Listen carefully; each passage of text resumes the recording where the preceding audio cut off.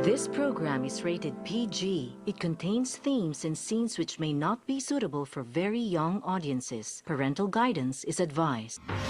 Be advised that the views and opinions of the hosts and guests do not reflect those of the station.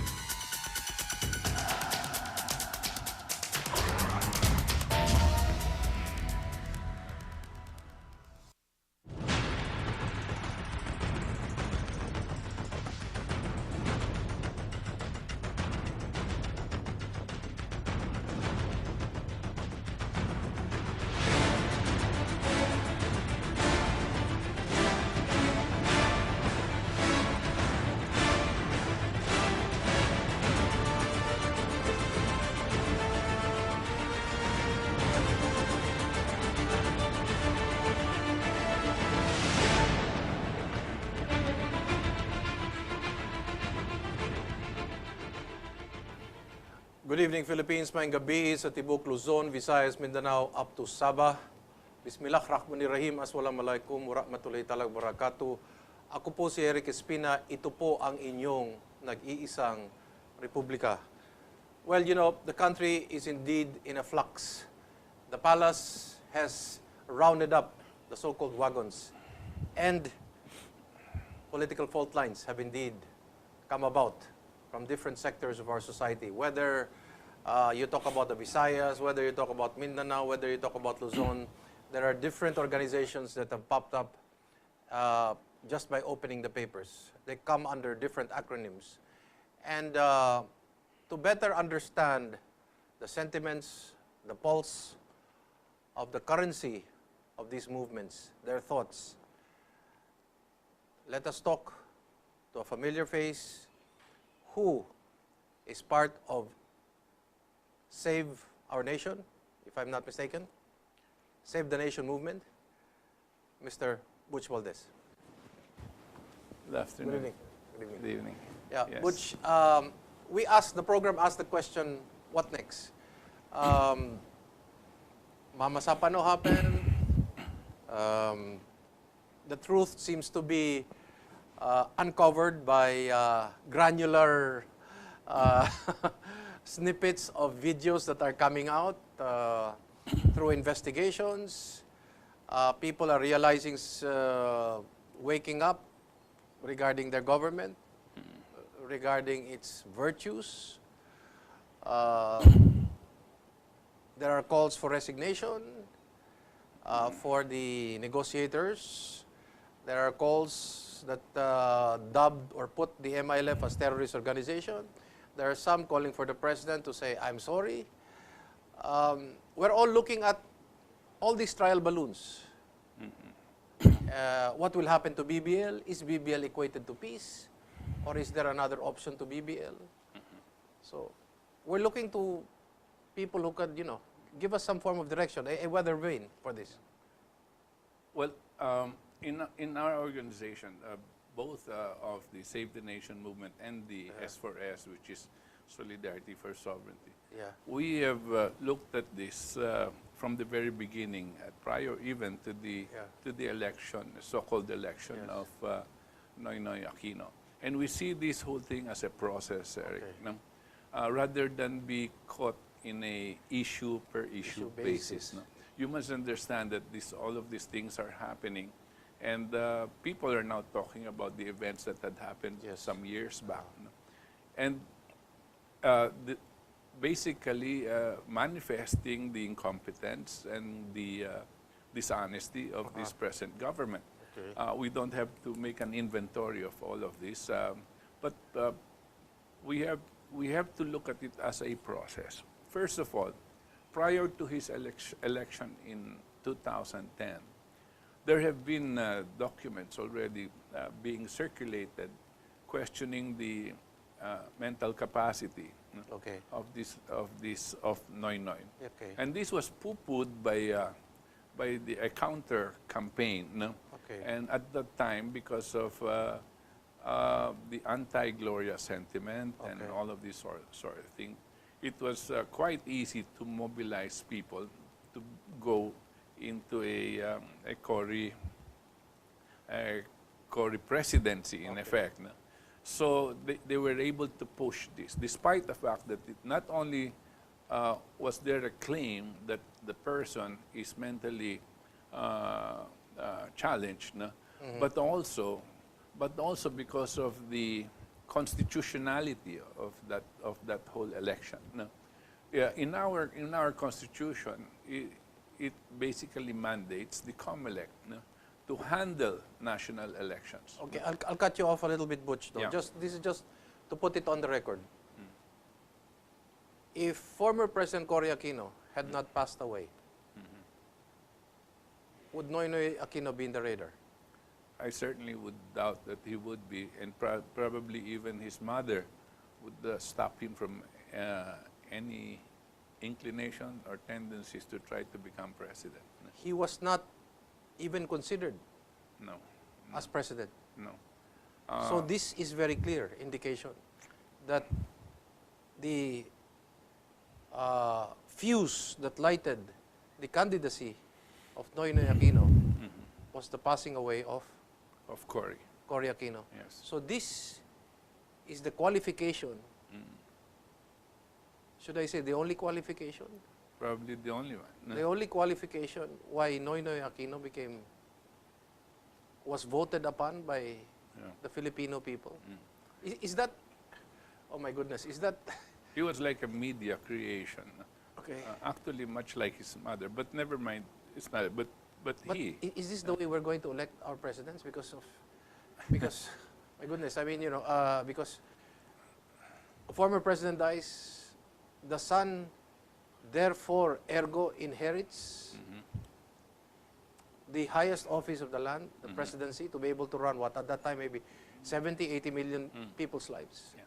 Well, it's not necessarily automatic, but you need certain institutions to be involved in this. It has to be some sort of a conspiracy with major media organizations, certain corporate interests, and maybe even extraneous interests. No? Put What they're different- involved in this. Put differently, did we vote for Noynoy Aquino or did we vote for his mother in a sense? I'm just trying to surgically slice into this argument.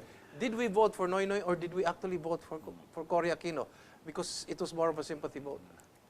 Well, we just wanted to make sure that nobody like Gloria was going to become president.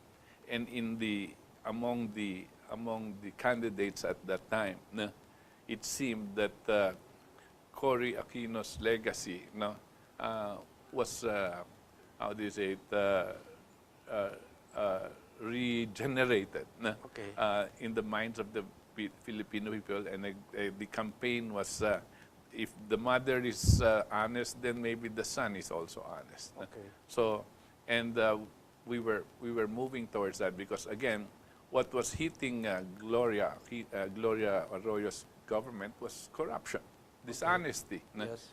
Both by her and her husband at the time. No?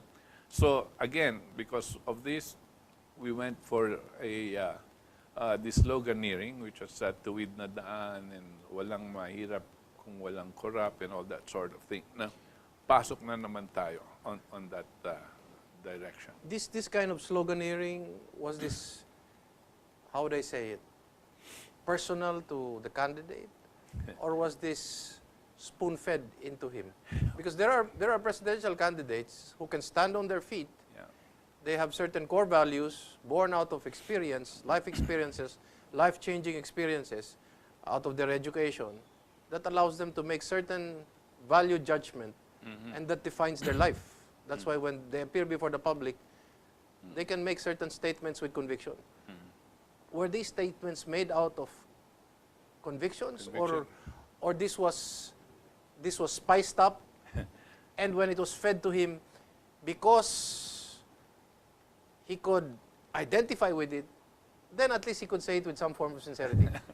Well, in retrospect, Yes. of course, we realized that this must have been just sloganeering and Okay. empty empty promises. Kayo ang boss ko, walang mahirap kung walang corrupt, and the tuwid na daan. Okay? To be blunt about it, these were punchlines. Punchlines. Yes.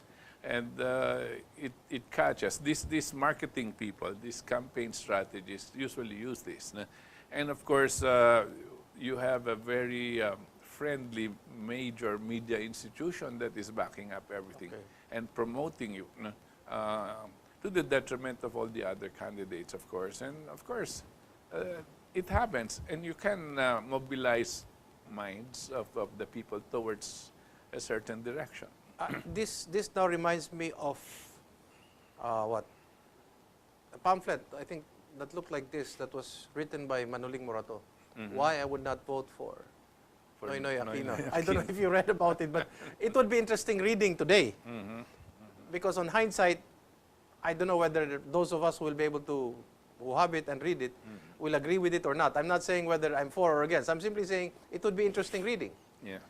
And now, and Manoling Morato was very close to Cory Aquino. yes, Super close, one of the closest. this leads me to the question that at that time, when he was running, when he got elected, observers were saying, do you think he would be a better president than his mother? Or would he undo the honor or the reputation of the family? Well, it's hard to compare the two in terms of who is better, because Cory came in as the widow of somebody who was assassinated. No? And she would not have been president if her husband didn't get assassinated. So this is again reflected. Reflected victory because of Noynoy Aquino. Right. So you're saying who is Cory without Nino. without right? Noynoy Aquino again? Okay. So, and then whatever gains she might have had, it's very hard to identify, except for the claim that she gave us democracy from a so-called dictator. Okay, again, it's very nice to hear, but democracy means what does democracy mean? I mean, it's called rule of the majority and all that sort of thing, but what does it really mean? Does it mean a continued deterioration of the quality of life of the Filipino? Because that's exactly what had happened over these years. Yes. Now, that, I think, would be something that history would judge Cory on. Yes. Now, here we are with her son, okay, who is, as he goes along, every time he opens his mouth or does something, he seems to do everything which is wrong. By the way, he does these wrong things not because you have an opposition that is pushing him on one side, or you have a political party that is opposing him. Okay. But he does it on his own. Okay. And you can, all of these things, the Napoles issue, these things were just opened up to the minds of the public, right? And presented to us. And then it was, at first, was it really Napoles? Then we understood that it was not Napoles, but somebody behind her who was Abad. Then if you have Abad involved in that, secretary, but then where is the president who gave the instructions to Abad to use that money to give to the senators, and which Napoles was going to coordinate so that the senators are able to hide, senators and congressmen are able to hide whatever money they could. Napoles was a conduit, a facilitator of sorts. Yeah. But the source of what money was going to be stolen came from Noynoy and Abad. You know, Butch, you touch on a very important point. You talked about the opposition. And when we talk about the opposition, these are individuals who may put a stumbling block on presidential policies, presidential decisions. You talk about Corona. That's done away with. That sent a signal to the Supreme Court. Right.